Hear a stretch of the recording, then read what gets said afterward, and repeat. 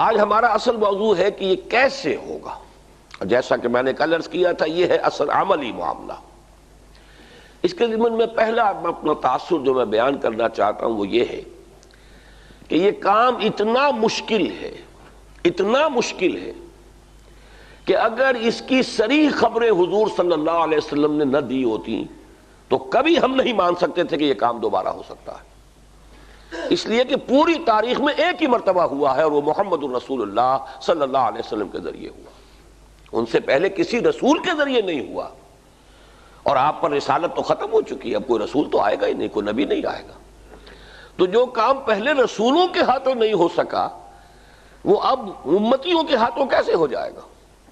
بلکہ میں آج یاد کر رہا تھا کہ پچھلی صدی میں ہمارے ہاں جو کچھ مباحث، اگرچہ وہ واقعہ یہ ہے کہ افسوس ہوتا ہے کہ ہمارے بہت بڑے بڑے انٹلیکچوئل جوائنٹس جو تھے انہوں نے ایسی باتوں کو کیوں اپنی بحث و نزاع کا ایشو بنایا.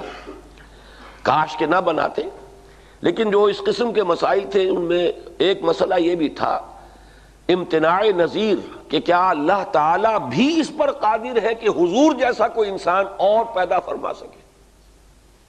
اب یہ ایک بڑا پیچیدہ سا مسئلہ تھا جس پر بڑی بحثا ہوئی.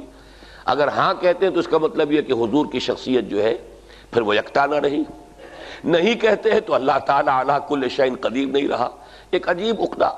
لیکن یہ کہ اس پر ہماری دو بڑی عظیم شخصیتوں نے، ایک طرف شاہ اسماعیل شہید تھے رحمہ اللہ، ایک طرف مولانا فضل حق خیر آبادی تھے رحمہ اللہ، انہوں نے اپنی ذہنی صلاحیتیں صرف کی ہیں.